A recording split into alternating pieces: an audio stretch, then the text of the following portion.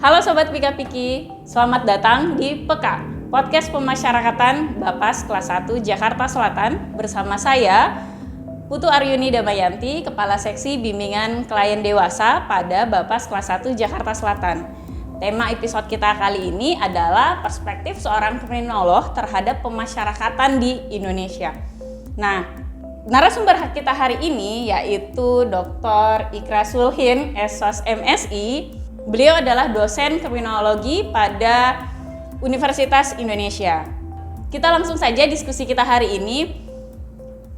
Pak Ikra, boleh kami tahu sebenarnya sebagai seorang akademisi dan kriminolog, sebenarnya kriminologi itu secara umum seperti apa sih? Ya, pertama terima kasih sudah diundang. Senang sekali bisa ke Bapas Selatan.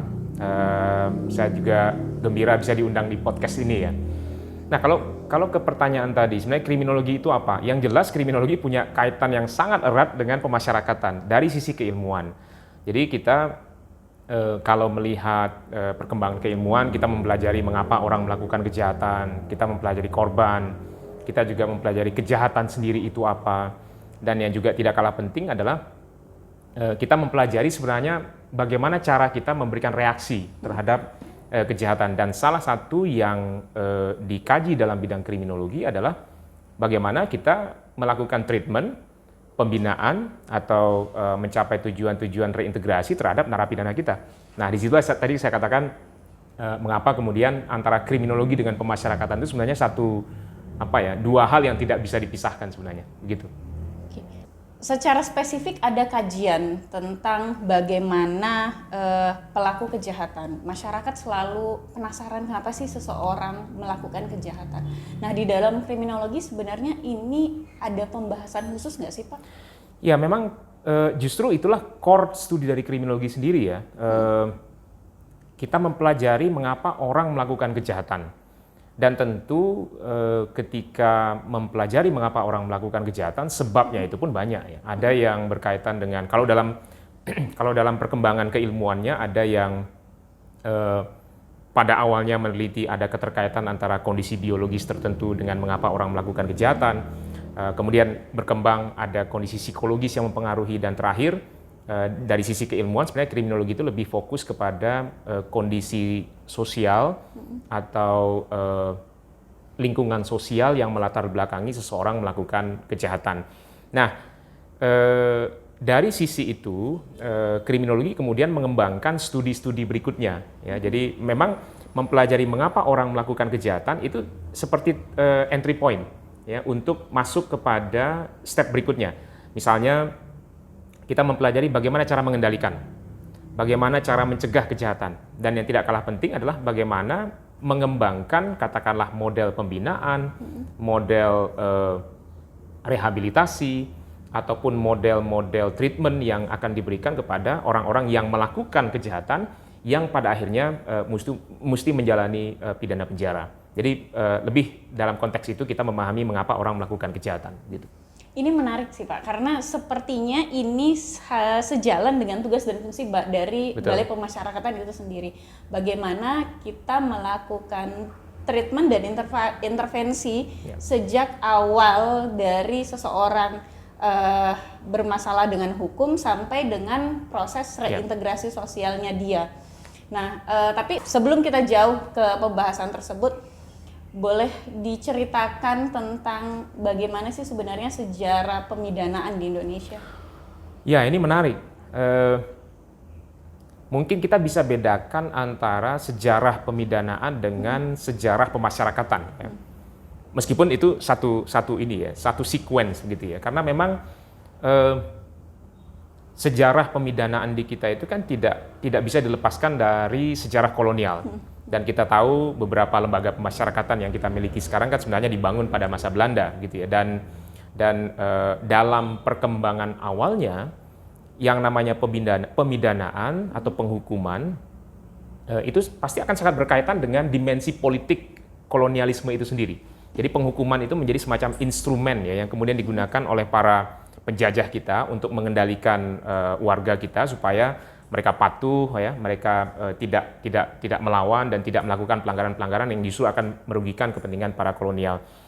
Nah, tetapi memang pasca kita merdeka tahun 45, model-model pemidanaan yang sebelumnya diterapkan pada masa Belanda itu kemudian kita gunakan. Termasuk hukum pidananya. Jadi hukum pidana yang berlaku di kita sekarang itu kan hukum pidana yang memang konkordansi betul ya, apa yang dihasilkan oleh Belanda pada masa itu. Dan salah satu yang juga berimplikasi adalah bagaimana filosofi dari hukum pidana itu sendiri dan bagaimana filosofi dari apa yang sebenarnya menjadi tujuan kita di dalam merespon sebuah kejahatan. Karena penghukuman itu kan, atau penghukuman atau pemidanaan itu kan sebenarnya merespon kejahatan gitu ya. Nah, ini menjadi menjadi menarik. Kenapa? Karena pada tahun 1963, saya kira 63, 64 kita tahu ya, terjadi semacam dekonstruksi dari sisi pemikiran gitu ya, dengan munculnya pemasyarakatan, dan cara pandang pemasyarakatan itu memang bertolak belakang sama sekali dengan bagaimana cara pandang dari kolonial tentang apa itu penghukuman. Kalau dari sisi keilmuan sebenarnya ya, ada yang disebut dengan postkolonial perspektif ya, atau perspektif postkolonial. Perspektif postkolonial itu adalah sebuah perspektif yang menjadi ciri dari bangsa yang pernah terjajah, dan kecenderungan pemikiran dari bangsa yang pernah terjajah adalah mereka meng-create sebuah kebijakan, sebuah respon, dan sebuah pemikiran yang mencoba semaksimal mungkin menjauh daripada apa yang pada awalnya dipikirkan oleh para penjajah kita. Nah, itu implikasinya dalam perkembangan pemikiran tentang pemidanaan. Pada saat munculnya pemasyarakatan tahun 63-64, cara pandangnya berubah. Jadi reintegrasi muncul, kemudian yang paling menarik adalah kalau bagi saya kebetulan memang ini beruntung sekali ya, waktu itu jalan-jalan ke Veteran 11, ke kantor Direktorat Jenderal Pemasyarakatan, dan ternyata waktu itu ada satu dokumen yang bagi saya menarik sekali. Dokumen itu adalah risalah rapat konferensi Lembang di Bandung ya. Dan konferensi Lembang itu merupakan konferensi kepenjaraan ketiga. Dan konferensi itu adalah konferensi yang memunculkan atau memformulasi lebih jauh konsep pemasyarakatan. Dari sekian banyak apa yang dibahas di dalam konferensi itu, bagi saya ada satu yang menarik, yaitu bagaimana sih sebenarnya pemasyarakatan melihat penghukuman, dan bagaimana pemasyarakatan melihat siapa orang yang melakukan kejahatan itu. Nah, kalau kita baca betul dokumen Lembang, di situ jelas sekali, secara eksplisit disebutkan bahwa menghukum orang itu adalah upaya memperbaiki, ya, upaya mengintegrasikan mereka kembali. Kenapa?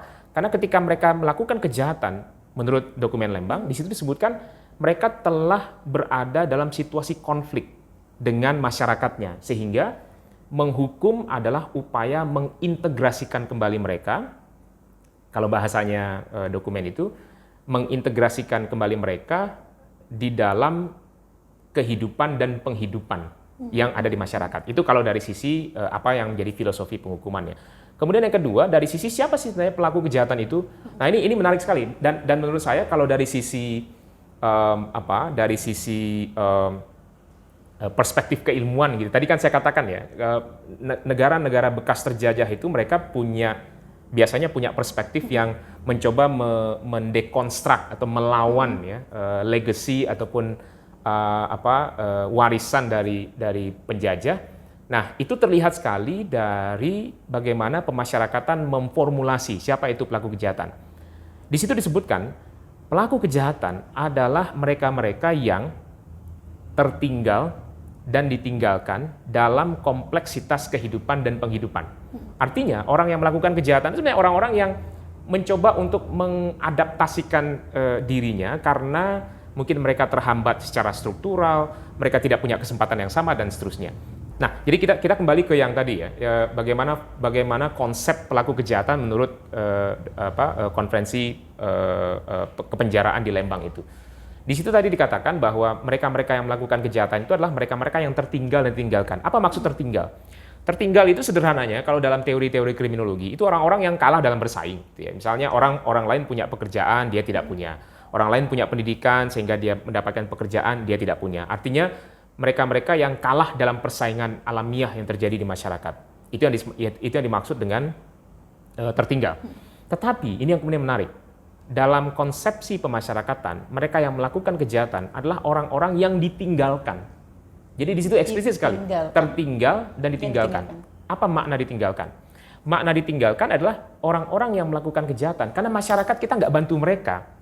Ya, bisa jadi mereka-mereka itu memerlukan satu bentuk sosialisasi yang katakanlah yang produktif, mereka bisa terbantu gitu ya. Ada upaya untuk mengikat agar kita dengan sesama anggota masyarakat memiliki attachment atau ikatan yang lebih kuat. Atau kalau kita bicara dalam konteks yang lebih makro, mereka-mereka yang melakukan kejahatan itu, yang dimaksud dengan tertinggal atau yang dimaksud dengan ditinggalkan di situ adalah orang-orang yang tidak mendapatkan haknya. Jadi mestinya masyarakat membantu mereka, negara membantu mereka, atau pemerintah membantu mereka, dan ternyata tidak mendapatkan katakanlah bantuan yang cukup. Itulah yang pada akhirnya menyebabkan mereka melakukan kejahatan. Implikasinya, itulah yang menyebabkan mengapa di dalam konsepsi penghukuman pemasyarakatan ada kewajiban dari masyarakat untuk ikut serta. Kenapa? Karena masyarakat pun bertanggung jawab terhadap mengapa mereka melakukan kejahatan. Sehingga dalam pembinaan atau dalam konsepsi penghukuman dalam pemikiran pemasyarakatan, masyarakat wajib atau harus ikut serta. Itulah yang saya maksud dengan kita punya sejarah yang panjang gitu ya tentang pemikiran, bentuk-bentuk dari penghukuman, tetapi munculnya pemasyarakatan ini menjadi semacam titik di mana kita itu mendekonstruksi cara berpikir kolonial yang selama ini mungkin melihat orang yang melakukan kejahatan itu sebagai orang-orang yang merugikan, nggak ada, dalam tanda petik mungkin tidak ada gunanya dan seterusnya. Padahal pemasyarakatan melihat lebih jauh daripada itu. Jadi sebenarnya bisa dikatakan bahwa titik dekonstruksi tadi itu merupakan suatu, jadi pemasyarakatan itu melakukan sesuatu yang sifatnya seperti korektif terhadap berbagai permasalahan antara masyarakat dan si pelaku kejahatan. Kurang lebih seperti itu ya Pak? Betul, jadi memang dalam perkembangan tentang correctional system, memang ada titik di mana muncul keraguan ya. Jadi tahun 74 itu berkembang riset-riset yang mulai meragukan tentang kemampuan correctional system. Tetapi terlepas dari itu, fungsi dari pemasyarakatan dan fungsi dari correctional system di dunia memang merupakan upaya untuk mengubah, memberikan kalau dalam konsepsi kita kan memberikan bekal gitu ya, atau mengurangi tendensi melakukan kejahatan kembali, atau setidaknya mengurangi risiko mereka. Jadi kalau kembali ke pertanyaan tadi, apakah memang pemasyarakatan berfungsi korektif? Jawabannya betul, memang itulah yang dilakukan. Nah, ini kan ini kan tadi seperti yang Pak Ikrar sudah sebutkan bahwa correctional system ini juga berlaku di seluruh dunia. Nah, kalau menurut Pak Ikrar sendiri, sistem seperti apa sih yang bisa kita adaptasikan ke sistem pemasyarakatan di Indonesia? Saya kira kita punya posisi filosofis yang berbeda, itu sudah pasti, karena cara pandang kita tentang kejahatan, tentang pelaku kejahatan itu berbeda dari bagaimana cara pandang negara-negara Barat lah. Negara-negara Barat yang individualistik dan mungkin cenderung saya ulangi ya, negara-negara Barat yang cenderung individualistik itu memang melihat kejahatan itu murni sebagai salahnya si individu gitu ya. Nah, sementara pemasyarakatan secara filosofis nggak melihat seperti itu. Sehingga itu yang tadi saya sampaikan, kita punya ciri khas dari cara berpikir. Tetapi memang ada beberapa hal yang perlu kita kembangkan. Nah, misalnya, ini berkaitan dengan tugas dari teman-teman Bapas ini ya. Saya kira dalam setidaknya setelah tahun 70-an ke sini, ada satu dalam tanda petik hukum gitu di dalam correctional system, yaitu melakukan treatment dalam bentuk apapun. Kalau dalam pemasyarakatan maka itu berarti pelayanan, pembinaan, pembimbingan, ya, itu harus didasarkan atas bukti, atau yang disebut dengan evidence-based correctional system atau sistem pemasyarakatan berbasis bukti. Nah, negara-negara lain memiliki itu. Perkembangan global mengarah ke sana. Nah, artinya kalau kembali ke pertanyaan Mbak Putu tadi, apa yang kemudian bisa kita pelajari, kita adaptasikan, atau kita sesuaikan? Saya kira satu hal yang paling penting sekarang adalah bagaimana kita mengembangkan prinsip-prinsip evidence-based correctional system. Kalau dalam konteks Bapas, maka kita perlu memperkuat instrumen litmas, gitu ya. Kemudian kita juga perlu memperkuat instrumen assessment. Kita perlu uji, kita perlu pastikan dia valid, dia reliable. Karena instrumen-instrumen tadi dan juga tentu peningkatan kapasitas ya, peningkatan kapasitas dari mereka-mereka yang nanti akan menggunakan instrumen tadi, maka perpaduan antara dua hal tadi itu akan memastikan bahwa semua treatment yang kita lakukan itu akan tepat sasaran. Nah, di dunia lain, di negara-negara lain mereka melakukan itu. Dan kita sebenarnya sudah mulai mengarah ke sana, meskipun kita masih punya PR kalau menurut pengamatan saya. Kita masih punya PR untuk terus-menerus menguji, mengembangkan gitu ya, bagaimana instrumen litmas kita, bagaimana penguatan PK kita di dalam menggunakan instrumen litmas, termasuk bagaimana kita menguji kembali instrumen assessment yang sudah kita kembangkan. Ada satu hal yang menarik, bagaimana proses seperti tadi yang sudah dijelaskan oleh Pak Ikra, berbagai bentuk ataupun sistem pemasyarakatan yang ada di dunia memang berbeda-beda. Tergantung dari filosofi dari masyarakatnya itu sendiri. Nah, di masyarakat kita itu masih sangat sering sekali dengan penjeraan. Penjeraan ini, kemudian ini harus supaya yang bersangkutan jera dan tidak melakukan lagi. Nah, kemudian menurut Pak Ikra sendiri seperti apa, dan sebenarnya selain hukuman penjara, apa sih sebenarnya yang bisa membuat apakah bisa membuat seseorang menjadi jera selain dari penjara itu sendiri? Ya, memang soal bagaimana cara pandang negara, cara pandang sistem yang ada dalam konteks penegakan hukum itu kadang-kadang memang berbeda dengan bagaimana cara pandang masyarakat gitu ya. Saya kira tidak salah juga ya ketika masyarakat kita cenderung punitif ya, dalam arti ketika ada kejahatan balas gitu ya, penjarakan. Apakah masyarakat salah? Sebenarnya tidak. Kenapa tidak salah? Karena memang begitulah cara mereka memahami tentang bagaimana semestinya kita merespon kejahatan. Ya, artinya masyarakat itu kan berpikirnya sederhana sekali. Ketika ada orang melakukan kejahatan, saya dirugikan, saya minta dia dibalas. Terjadi perampokan, saya diminta dia dipenjarakan. Terjadi pembunuhan misalnya, akan ada masyarakat kita yang mengatakan bahwa ya dia harus dihukum mati juga. Nah, itu kecenderungan yang terjadi, respon yang muncul di masyarakat. Nah, gini, memang masyarakat kita itu cenderung punitif, dan saya kira itu sifat sifat alamiah dari masyarakat gitu ya. Ketika mereka merasa dirugikan, maka tuntutan mereka adalah dibalas gitu.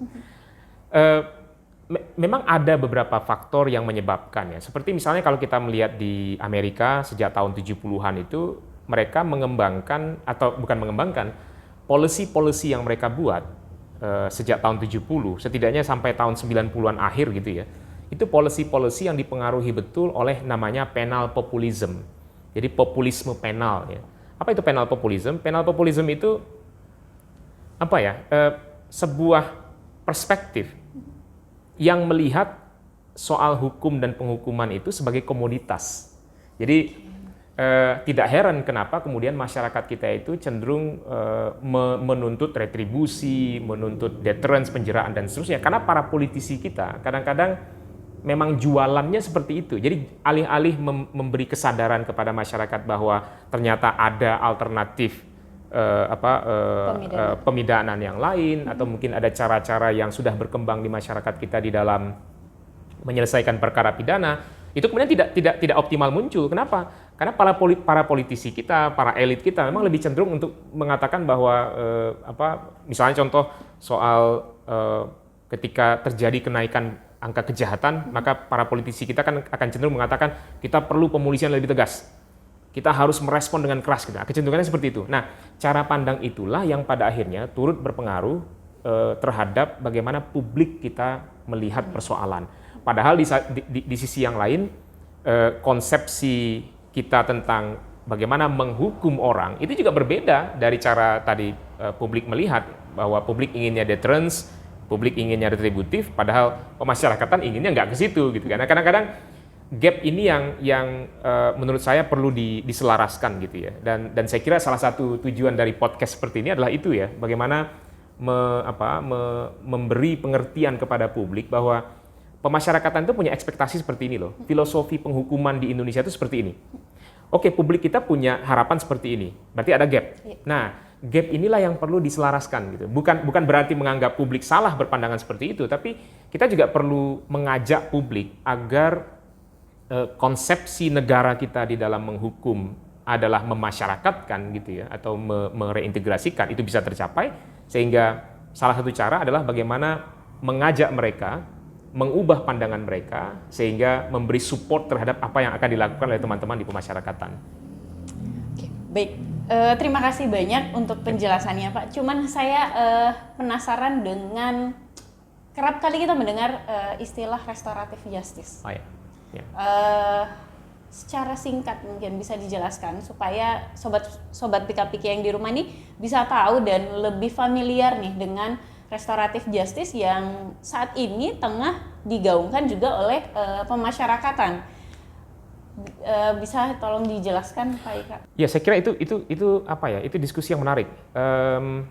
Kenapa saya katakan menarik? Karena bangsa kita ini sebenarnya punya modal yang cukup, Mbak.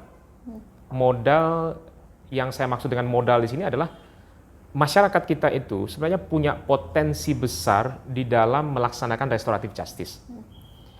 Soal apa itu restoratif justice, saya mungkin tidak akan memberikan formula ya, memberikan formula bahwa inilah yang dimaksud dengan restoratif justice. Karena kalau membaca referensi ya, ada buku ataupun publikasi, itu memang cenderung mendefinisikan restoratif justice itu juga secara berbeda-beda. Ada yang mengatakan restoratif justice itu murni di masyarakat tanpa keikutsertaan dari penegak hukum. Sementara di kita kan konsepsi kita tentang restoratif justice ada unsur penegak hukum juga di situ ya. Kalau misalnya kita lihat Undang-Undang 11 2012 tentang sistem peradilan pidana anak, restoratif justice juga mengikutsertakan penegak hukum. Tetapi ada referensi yang mengatakan tidak, yang namanya restoratif justice itu adalah murni proses yang ada di masyarakat. Jadi memang ada perbedaan. Dan ada juga referensi lain yang menjelaskan bahwa restoratif justice itu bisa dilaksanakan meskipun konteks dialognya itu hanya terjadi antara orang yang melakukan kejahatan dengan masyarakat secara umum. Tetapi ada juga referensi yang mengatakan bahwa restoratif justice hanya akan terjadi kalau ada keterlibatan dari korban. Nah, oleh karena ada banyak spektrum ya yang menjelaskan apa itu restoratif justice, saya kira yang perlu digarisbawahi itu adalah restoratif justice ini kan upaya untuk menyelesaikan persoalan, katakanlah dalam hal ini kejahatan atau perbuatan pidana dengan mekanisme yang melibatkan lebih luas para stakeholder. Kan idenya itu. Stakeholder di sini bisa korban, bisa masyarakat secara umum, bisa penegak hukum, ataupun pihak-pihak yang lain. Kalau di kita kan di pemasyarakatan kita punya sekarang Pokmas Lipas gitu ya, kelompok masyarakat pemerhati pemasyarakatan atau pendukung pemasyarakatan. Jadi saya kira ini juga menjadi bagian dari restoratif justice. Nah, tadi kan saya katakan di masyarakat kita itu punya modal yang cukup. Saya ambil contoh, ada penelitian yang pernah dilakukan oleh Partnership for Governance Reform. Mereka mempublikasi penelitian itu tahun 2003. Judul publikasi mereka itu adalah Hukum Pidana Adat. Nah, ini menarik. Kenapa? Di dalam penelitian mereka ternyata komunitas-komunitas adat yang ada di Indonesia, misalnya ambil contoh, saya lupa ya namanya suku apa di dalam laporan itu, tapi ada di Papua. Ada komunitas di sana yang mengatakan selama mekanisme adat bekerja untuk menyelesaikan kasus-kasus yang secara dalam perspektif negara disebut dengan perbuatan pidana, maka penegak hukum nggak usah ikut dulu. Jadi kalau misalnya ada terjadi pembunuhan gitu ya, kemudian mekanisme adat bekerja, ada unsur masyarakat, ada unsur pelaku, ya, ada unsur keluarga pelaku, ada unsur keluarga korban, mereka berembuk di situ. Dan selama mekanisme itu berjalan dan mampu menyelesaikan permasalahan yang oleh negara disebut dengan perbuatan pidana itu, maka polisi tidak akan ikut campur. Tapi kemudian penegak hukum, menurut laporan penelitian tersebut, penegak hukum baru akan mengambil alih apabila mekanisme adat gagal. Nah, jadi saya kira dalam konteks bagaimana ciri masyarakat kita, kemudian juga bagaimana implikasinya di dalam pemasyarakatan ke depan gitu ya. Belum lagi ketika kita bicara overcrowding dan seterusnya ya. Saya kira mengoptimalkan restoratif justice dalam konteks tipologi kejahatan tertentu di Indonesia itu tidak bisa tidak mesti dioptimalkan ya. Karena kita punya mekanismenya dan toh kalau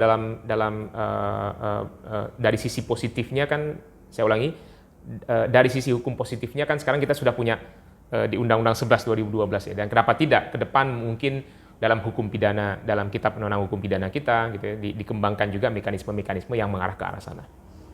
Kalau terkait dengan restoratif justice nih seperti yang sudah Pak Ikra jelaskan dari tadi, kemudian menurut Pak Ikra sendiri bagaimana relevansinya dengan tugas dan fungsi Bapas? Ya betul. Kalau pertanyaannya bagaimana relevansinya, justru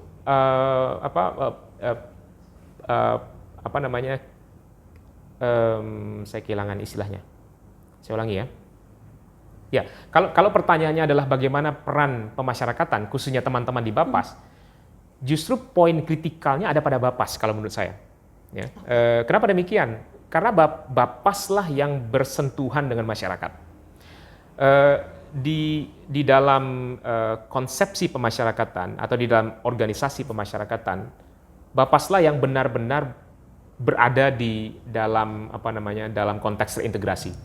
Ini bukan berarti bahwa teman-teman di lapas tidak melakukan upaya-upaya ke arah sana, tetapi kalau kita bicara tentang siapa yang paling bersentuhan dengan masyarakat, maka poin kritikalnya ada pada Bapas. Nah, saya membayangkan, dan saya kira itu juga sudah terjadi dalam konteks Undang-Undang 11 2012 ya. Bapas kemudian terlibat dalam upaya diversi, terlibat dalam upaya restoratif justice. Kalau menurut saya apa yang sudah dilakukan saat ini itu sudah satu hal yang sangat baik, namun perlu dikembangkan ya, perlu dikembangkan dalam arti saat ini kan masih terbatas pada anak gitu ya. Belum masuk kepada upaya-upaya restoratif justice bagi pelaku dewasa. Nah, bayangan saya kalau memang undang-undang pemasyarakatan yang baru memang mendorong ide restoratif justice juga mengarah kepada pelaku dewasa, maka saya membayangkan Bapas adalah salah satu subsistem pemasyarakatan yang akan sangat besar nanti tugasnya, dan tentu saja implikasinya Bapas juga harus diperkuat. Ini suatu hal yang menarik sebenarnya Pak Ikra. Bagaimana membahas tentang Bapas, kemudian kriminologi dan restoratif justice. Tapi menurut Pak Ikra sendiri nih, apa kan tadi Pak Ikra menjelaskan mengenai ada implikasi terhadap Bapas ketika restoratif justice ini telah berhasil dilaksanakan di pemasyarakatan. Apa saja sih Pak? Ya, yang jelas begini, kalau saya memahami implikasinya itu kan lebih kepada bagaimana memperkuat gitu ya. Karena kalau dari sisi filosofi, sebenarnya filosofi pemasyarakatan itu sudah mendorong ke arah restoratif justice loh. Yeah. Nah, ini kalau kembali kepada dokumen Lembang ya, di situ memang kalau kita baca betul dokumen konferensi Lembang, di situ memang tidak ada penyebutan restoratif justice. Yeah. Tapi ada eksplisit penyebutan social restoration namanya, restorasi sosial. Artinya pemasyarakatan itu secara filosofi sudah mengarah kepada pemulihan gitu ya, pemulihan, merestore gitu ya. Dan itu pada dasarnya konsep yang ditawarkan oleh restoratif justice. Nah, apa implikasinya? Implikasinya satu, ya, apa yang sudah dilakukan sekarang itu sudah baik dalam konteks sistem peradilan pidana anak. Tapi kan ide ke depan, apalagi kalau kita membaca konsep yang sudah ditawarkan dalam RUU Pemasyarakatan, kenapa tidak dikembangkan juga untuk dewasa? Nah, untuk anak, untuk dewasa, implikasinya kemudian adalah bagaimana memperkuat Bapas sebagai organisasi. Jadi kita tidak bisa berpikir ya dengan fungsi yang makin besar itu apalagi kalau kita bicara RUU Pemasyarakatan yang sudah diformulasi di legislatif, kalau melihat pasal per pasal gitu ya, itu kelihatan sekali yang akan berkembang fungsinya adalah Bapas. Karena litmas harus dilakukan dari untuk tujuan rekomendasi bagi hakim, litmas harus dilakukan pada saat awal pembinaan, litmas harus dilakukan dalam konteks asimilasi, untuk reintegrasi dan seterusnya. Termasuk Bapas juga bisa berperan di dalam assessment, ya, menilai apakah orang ini punya tendensi melakukan residivisme atau tidak. Nah, implikasi logisnya adalah nggak bisa organisasi Bapas seperti yang sekarang ini. Jadi mungkin kalau bisa disimpulkan, maka satu, dikembangkan apa yang sudah ada sekarang. Yang kedua, secara organisasi perlu diperkuat. Yang ketiga adalah dalam konteks sumber daya manusia pun harus diperkuat. Tidak hanya soal kuantitas, tapi juga kualitas. Saya kira akan ke sana sih implikasi dari apa yang tadi dibicarakan. Oke, baik Pak. Pertanyaan saya yang terakhir nih Pak. Apakah Pak Ikra ini memiliki satu harapan khusus bagi pemasyarakatan ke depan? Ya, kalau misalnya ekspektasi tentu banyak ya, apalagi memang kebetulan bidang kajian atau bidang keahlian saya dalam bidang kriminologi memang lebih ke penologi dan juga mencakup pemasyarakatan. Saya memang mengamati sejak pertama kali saya sebagai asisten dosen, saya meneliti soal pemasyarakatan dan seterusnya. Jadi memang sampai pada titik ini sebenarnya sudah banyak kemajuan yang tercapai gitu ya. Misalnya pengembangan instrumen, ya, pengembangan yang mengarah kepada evidence base itu sudah bukan mulai, sudah dilakukan.